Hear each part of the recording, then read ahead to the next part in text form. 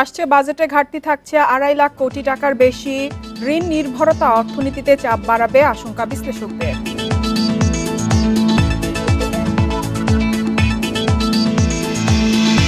কর সংক্রান্ত ডজনেরও বেশি পরিবর্তন থাকছে আগামী বাজেটে। কালো টাকা সাদা করার সুযোগ পাবে কোম্পানিও।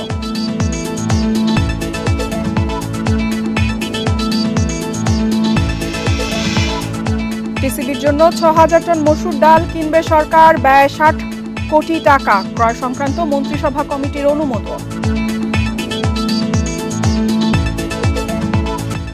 সবাইকে আমন্ত্রণ অর্থনীতি সারাদিনে আপনাদের সাথে আছি ইফা তারা। শুনছিলেন শিরোনাম, এবারে জানাবো বিস্তারিত। আর শুরুতেই থাকছে আসন্ন বাজেটের খবর।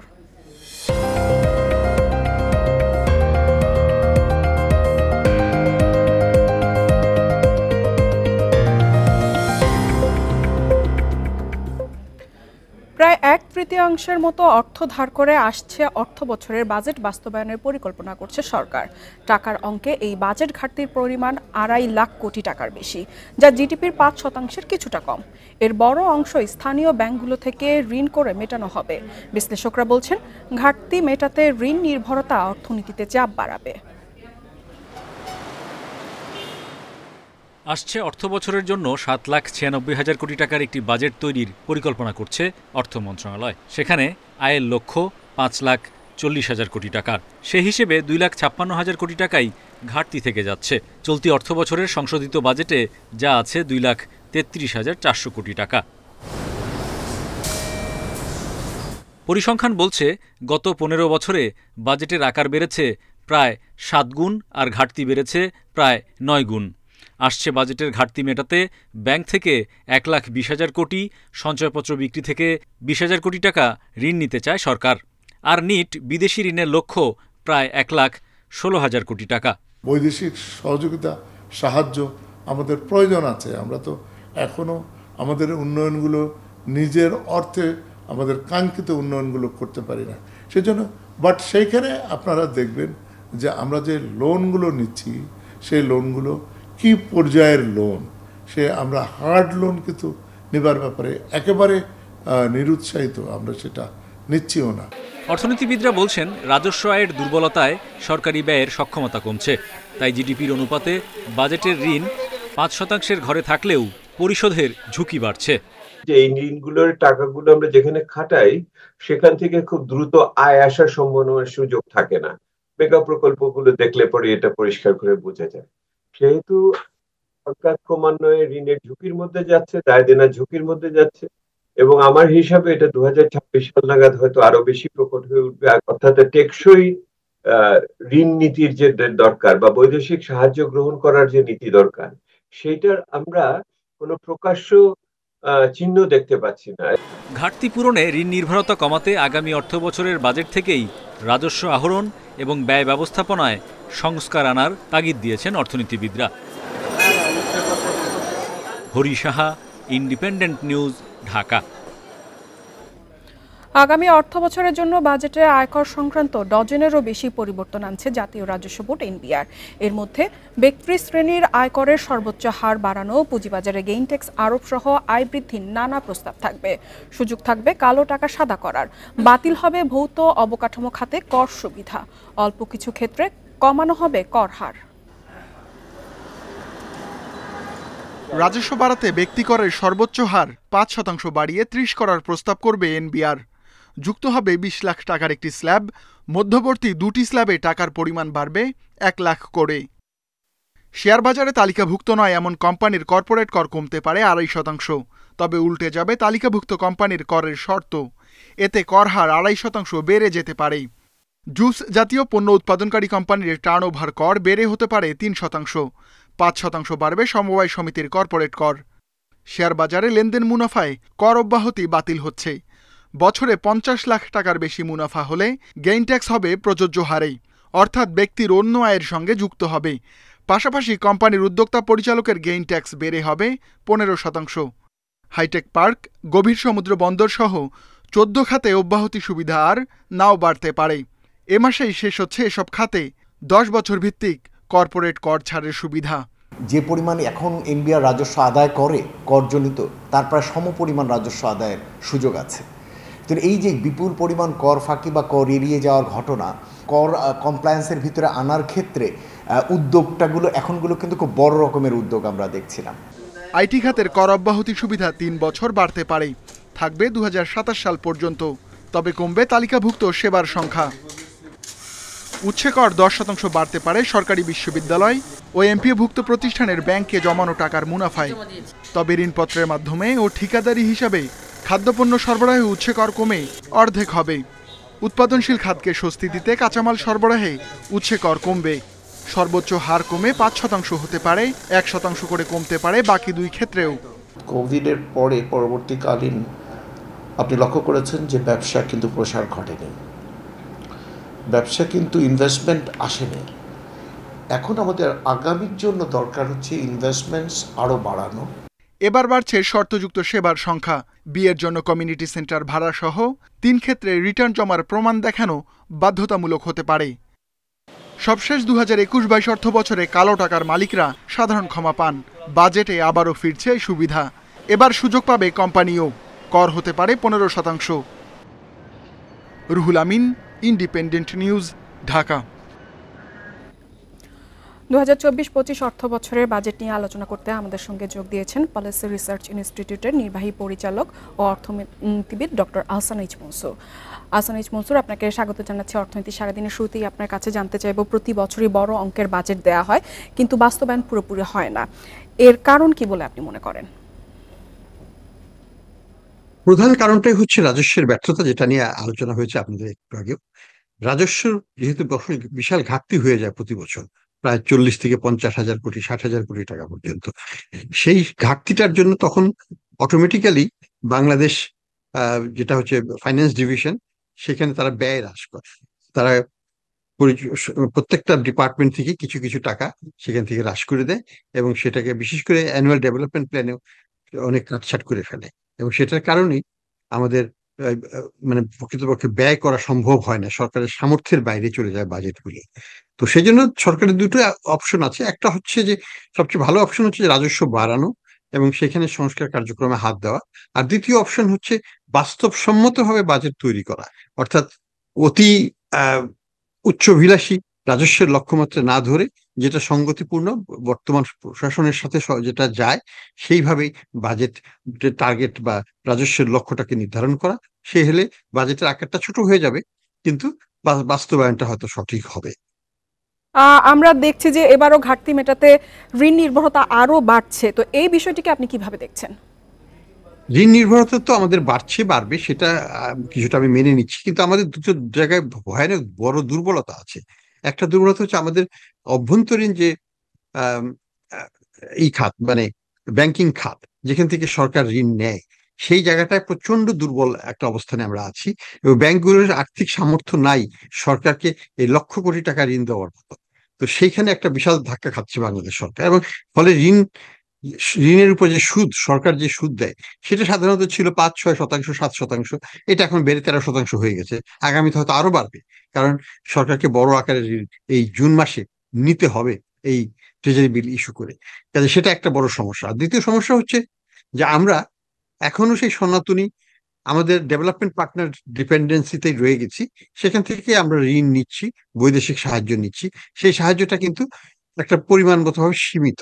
সেটা আমরা চেষ্টা করছি বিভিন্নভাবে, বাজেট সাপোর্ট বাড়িয়ে সরকার সেটাকে বাড়ানোর চেষ্টা করছে, কিন্তু খুব বেশি যে সফল হয়েছে তা নয়। এখন পর্যন্ত আমরা 10-11 বিলিয়নের বেশি পাচ্ছি না মোটামুটি ভাবে বলতে গেলে। তো এইখানে আর একটু জোর দিতে হবে। বিভিন্ন source, non government, multiple non development organization, World Bank, IMF বা ADB ছাড়া বাইরের অন্যান্য প্রতিষ্ঠান থেকে কিভাবে আমরা বন্ড ইস্যু করে পেতে পারি, সভরেন বন্ড ইস্যু করে, সেগুলো আমাকে ভাবতে হবে। কারণ আমরা একটা মধ্যমায়ের দেশে যাচ্ছি, আমাদের ঋণের সরবরাহ সোর্স গুলোকেও বাড়াতে হবে। সনাতনী সোর্সের উপর ডিপেন্ড করে বেশি দিন চলা যাবে না। আমরা দেখছি যে ব্যক্তির পাশাপাশি এবার কোম্পানিগুলো কালো টাকা সাদা করার সুযোগ পাবে, এক্ষেত্রে আপনার মতামত কি? আমি মনে করি যে কালো টাকা সাদা করার সুযোগটা থাকাই উচিত নয়, ব্যক্তির ক্ষেত্রেও নয়, কোম্পানির ক্ষেত্রেও নয়। তবে কোম্পানির ক্ষেত্রে একটা বিশেষ কারণ আছে এই বছর, সেটা হচ্ছে যে মানে NBR একটা সিদ্ধান্ত নিয়েছে যে কোম্পানিগুলো যে হিসাব দেবে, সেই হিসাবটা এখন একটাই হিসাব হতে হবে। আগে মাল্টিপল হিসাব দিত, একটা হিসাব দিত ব্যাংকের জন্য, একটা হিসাব দিত রাজস্ব কর্মকর্তাদের জন্য। তো এখন দুটোকে একীভূত করা হচ্ছে, এবং দুটো একীভূত করার সময় সমস্যা হচ্ছে যে আগে তো দুটো আলাদা ছিল, এখন একীভূত কিভাবে হবে? তাহলে কিছু ইলিগাল ইনকাম হয়ে যাচ্ছে, সেই ইলিগাল ইনকাম গুলোকে কর দিয়ে সেটাকে সাদা করে নেওয়ার সুযোগটা দেওয়া হচ্ছে। সেটা ঠিক আছে, আমি মনে করি যে এই সুযোগটা একবারের জন্য দিতে হবে, কিন্তু বাইরের থেকে টাকা এনে, দেশের বাইরে থেকে টাকা এনে সাদা করার যদি কর্পোরেট প্রচেষ্টা হয়, সেটা কাম্য নয়, এবং ব্যক্তি খাতেও এই ধরনের সুযোগ আর থাকা উচিত নয়। আহসান এইচ মনসুর, আমাদের সঙ্গে যোগ দেওয়ার জন্য আপনাকে অসংখ্য ধন্যবাদ। চলে যাচ্ছি পরবর্তী সংবাদে। খাদ্য নিরাপত্তায় কৃষিতে ভরসা বাড়লেও বাজেটে এ খাতে বরাদ্দ তেমন একটা বাড়ানো হয় না। চলতি অর্থ বছর কৃষি খাতে বরাদ্দ মাত্র 5.74%।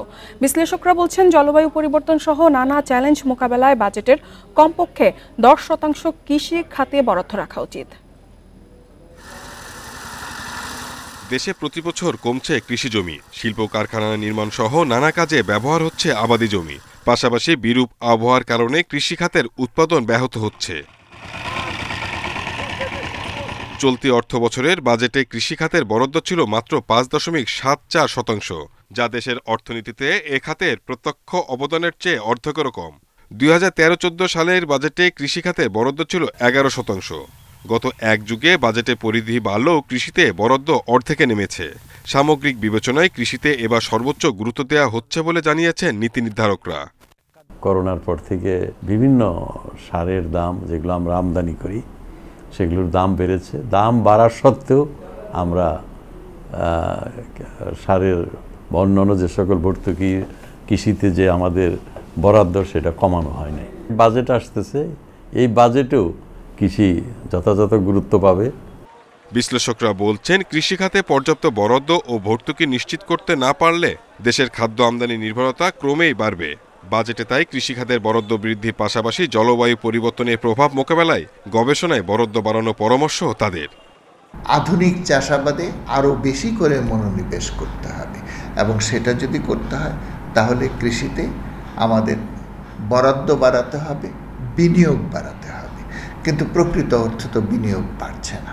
তাই এমন পরিস্থিতিতে কমপক্ষে যে হারে আমাদের মোট বাজেট বৃদ্ধি পায়, অন্তত সেই হারে কৃষি বাজেট বাড়িয়ে নেওয়া উচিত।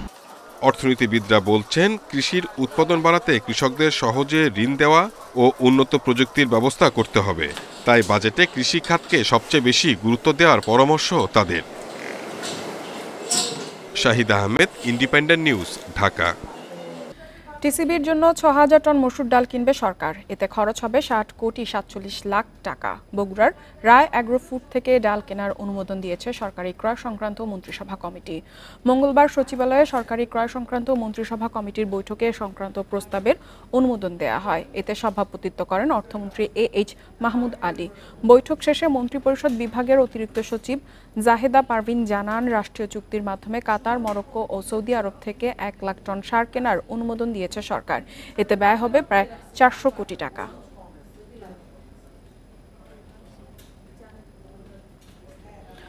নারায়ণগঞ্জের ২৫০০ জাপানি অর্থনৈতিক অঞ্চলে এখন পর্যন্ত বিনিয়োগ করেছে দেশি বিদেশি ৮টি প্রতিষ্ঠান, যার ৪টি জাপানের।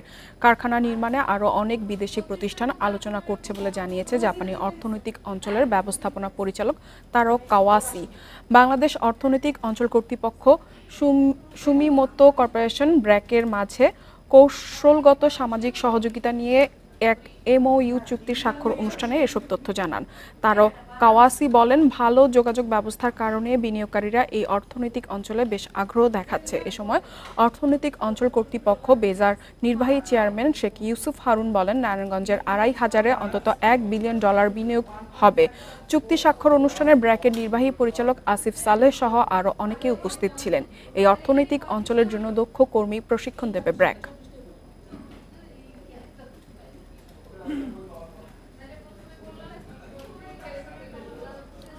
দেশের প্রথম ডিজিটাল ব্যাংক হিসেবে চূড়ান্ত লাইসেন্স পেয়েছে নগদ। আইনে বিশেষ ছাড় দিয়ে নগদ ডিজিটাল ব্যাংক PLC-কে তফসিলি ব্যাংক হিসেবে তালিকাভুক্ত করেছে বাংলাদেশ ব্যাংক।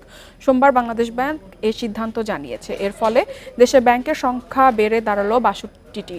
প্রতিষ্ঠানটিকে চূড়ান্ত লাইসেন্স দিয়ে বাংলাদেশ ব্যাংকের ব্যাংকিং প্রবিধি ও নীতি বিভাগ থেকে এ সংক্রান্ত একটি প্রজ্ঞাপনও জারি করা হয়। তবে কবে নাগাদ ব্যাংকিং সেবা চালু হবে সেই বিষয়ে নির্দিষ্ট তারিখ এখনও জানানো হয়নি।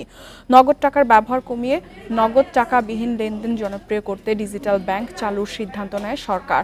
ডিজিটাল ব্যাংকের লাইসেন্স দিতে বাংলাদেশ ব্যাংক আবেদন গ্রহণ শুরু করে গত বছরের জুন থেকে। এর আগে বাংলাদেশ ব্যাংক ডিজিটাল ব্যাংকের নীতিমালা প্রকাশ করে।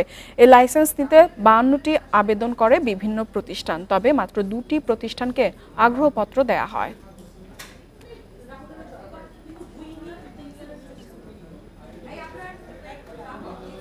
শেয়ার বাজারের খবর। সপ্তাহের তৃতীয় কার্যদিবসে সূচক ও লেনদেন বেড়েছে ঢাকার শেয়ার বাজারে। প্রধান সূচক DSE-X বেড়েছে 11 পয়েন্ট, লেনদেন হয় 593 কোটি টাকা। এ সময় দর বেড়েছে 45 ভাগ প্রতিষ্ঠানের শেয়ারের। অন্যদিকে চট্টগ্রাম স্টক এক্সচেঞ্জে সার্বিক সূচক কমেছে 29 পয়েন্ট। মঙ্গলবার দিনের শুরুতে ইতিবাচক ঢাকা স্টকের সূচক। লেনদেনের প্রথম 5 মিনিটে প্রধান সূচক বাড়ে 24 পয়েন্ট। এরপর শুরু হয় সূচকের উত্থান পতন। দিন শেষে DSE-X সূচক বেড়েছে 11.89 পয়েন্ট, অবস্থান করছে 5247 পয়েন্টে। ডিএসসিতে লেনদেন হয় 593 কোটি 3 লাখ টাকা শেয়ার। আগের দিনের চেয়ে লেনদেন বেড়েছে 201 কোটি টাকা। হাত বদলে অংশ নেয়া 397টি কোম্পানি ও মিউচুয়াল ফান্ডের মধ্যে দর বেড়েছে 45 ভাগ প্রতিষ্ঠানের শেয়ারের। এর মধ্যে দর বেড়েছে 181টির, কমেছে 147টির এবং অপরিবর্তিত রয়েছে 69টি প্রতিষ্ঠানের শেয়ার দর। সবচেয়ে বেশি লেনদেন হওয়া প্রতিষ্ঠানের তালিকায় প্রথম মেঘনা পেট্রোলিয়াম, দ্বিতীয় স্ট্যান্ডার্ড ব্যাংক এবং তৃতীয় অবস্থানে সেন্ট্রাল ফার্মাসিউটিক্যালস। শতাংশের দিক থেকে দর বৃদ্ধিতে প্রথম HR টেক্সটাইল, দ্বিতীয় এমারেল্ড অয়েল এবং তৃতীয় অবস্থানে ফরচুন শুজ। অন্যদিকে চট্টগ্রামের স্টক এক্সচেঞ্জে সার্বিক সূচক কমেছে 29.45 পয়েন্ট। লেনদেন হয় 93 কোটি 75 লাখ টাকা শেয়ার। একরামুল ইসলাম, ইন্ডিপেন্ডেন্ট নিউজ। এবারে জানাবো বিশ্বের প্রধান মুদ্রার সাথে টাকার আজকের বিনিময় হার। দর অপরিবর্তিত যুক্তরাষ্ট্রের ডলারের বিনিময় হচ্ছে 117 টাকা 90 পয়সায়। যুক্তরাজ্যের পাউন্ডের দর বেড়েছে, বিনিময় হয়েছে 158 টাকা 61 পয়সায়। ইউরোর দরও বেড়েছে, বিনিময় হচ্ছে 135 টাকা 4 পয়সায়। ভারতীয় রুপির দর অপরিবর্তিত, বিনিময় হচ্ছে 1 টাকা 45 পয়সায়। সৌদি রিয়েলের দর অপরিবর্তিত, বিনিময় হচ্ছে 31 টাকা 59 পয়সায়। আরব আমিরাতের দিরহামের দরও অপরিবর্তিত, বিনিময় হচ্ছে 32 টাকা 26 পয়সায়। দর বেড়েছে কুয়েতি দিনারের, বিনিময় হচ্ছে 386 টাকা 63 পয়সায়। এছাড়া মালয়েশিয়ান রিঙ্গিতের দর বেড়েছে, বিনিময় হচ্ছে 25 টাকা 26 পয়সায়।